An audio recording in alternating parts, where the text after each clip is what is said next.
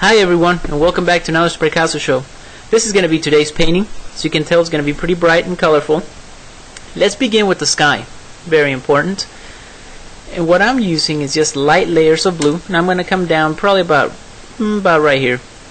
Anywho, we're just going to be using light layers of blue, and the way you create your clouds is by darkening certain areas of your painting. See, that creates your clouds.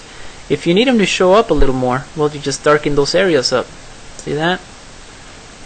I believe this is the best way to creating quick clouds, just by adding, different shades of blue.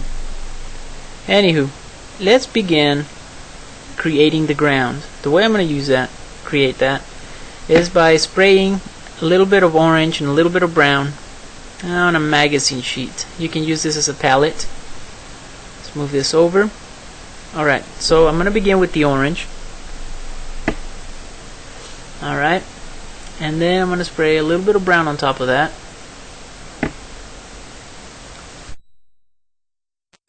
Cans off in the trash can or somewhere before spraying on your paintings. It'll give you, better quality painting. Okay. There we go. Now, with another magazine sheet, or you can tear off a piece of this one. It's up to you guys. Okay, in this case I'm going to tear off a piece of magazine sheet, and I'm going to try and get both colors on there. See the orange and the brown. See that? Okay. Well, that's what I'm going to use to create my terrain and add highlights at the same time. See?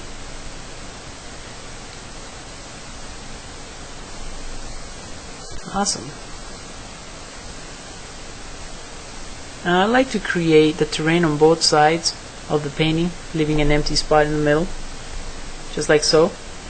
That way we can add water or add other stuff in the middle. I don't know, I'll leave it up to you guys. In this case, I see that you guys really do like my water tutorials, so I think I'll add water. Okay, with a little bit of black, I'm creating some of these distant rocks in the background, just like so, just so that we don't have a complete vanishing point in the background. We know it's there, but it's not completely perfect. You know what I mean? There's rocks, there's trees back there. Anywho, let's add some highlights. This will help differentiate our front rocks with our background rocks or terrain, just like so. Okay, let's do the same to these other rocks over here. Awesome. Alright, now I'm going to spray a little bit of green and black. This will create, of course, darker green. I'm going to use a little bit of sea sponge. You don't need too much. It's the beauty of sea sponge, that you can make it last. And I'm just going to mix these two colors together very well. See what I'm doing? I'm just moving back and forth, the green to the black. And I'm going to create a tree. Now, when I create my trees, as you guys probably already can tell, I do a tree at a time. I think this is it's probably the best technique to creating a forest. You don't want to try and create so many trees in just one go around, and you can tell the difference when somebody tries to make an entire forest really quick. Take your time.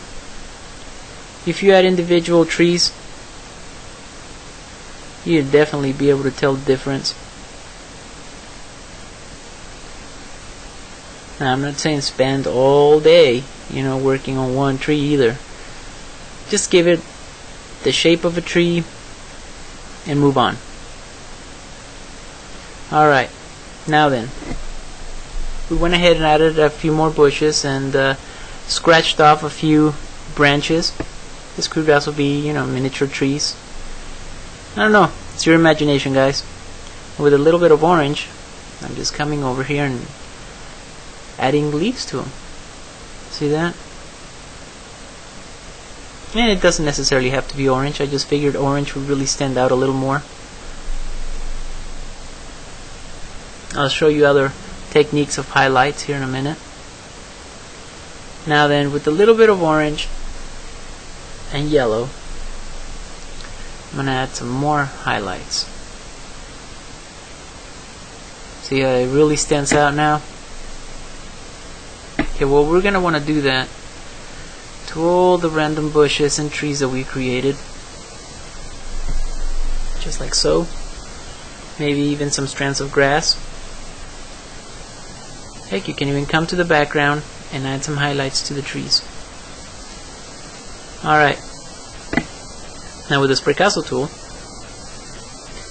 we're going to create some trees in the front ground. See how we're working with layers? First we created our sky, then our ground, then the trees, and we're slowly working our way from the background close to us. That's how I like to create my paintings. It's probably a good technique for you guys to practice too as well. Alright, so let's just create some trees. Make sure you don't make the branches too straight. You know, add curvatures. Just like so. Remember that nature, you know, everything's random. Alright, I'm going to use a little bit of yellow and orange. This is a good mixture for creating highlights, by the way. You guys will see me using it a lot. Okay, I'm going to create some tree leaves. Now I'm using yellow and orange just to create like a really dark yellow, only because I don't want these tree leaves to be completely green or a complete solid color, only because I intend on putting a light source in the background. So if that's the case, then you want to put down your lighter colors, which is your yellows, your oranges, and then work your way up, you know, to greens and darker greens.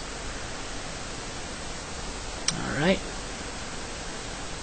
let's just add some more bushes here. I'm just mixing black and green to create dark green, and I'm just gonna create random bushes, guys.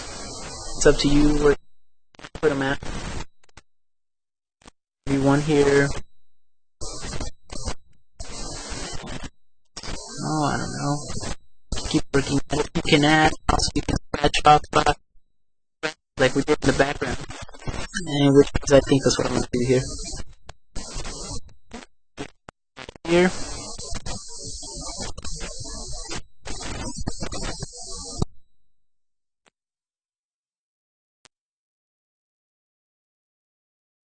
Now with a little bit of clear coat, and you can use anything that's sharpened. Come over here and scratch barks.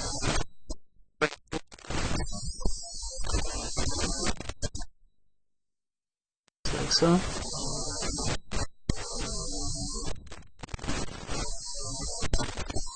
Awesome.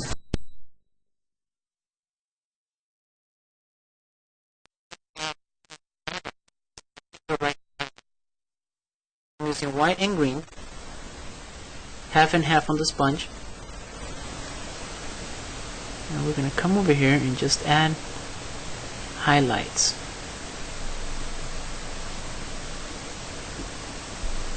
See that? See how the white really complements the green?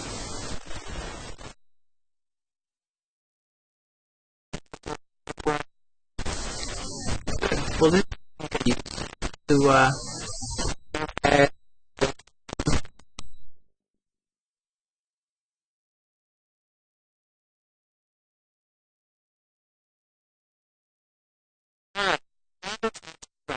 using the same technique, using red and white. I'm going to use half and half. I believe I'll create some little flowers here on the bottom. Make them random throughout your painting. See that? See how the colors really bring it to life? Let's take a closer look. Take a closer look at that water. Pretty realistic, huh?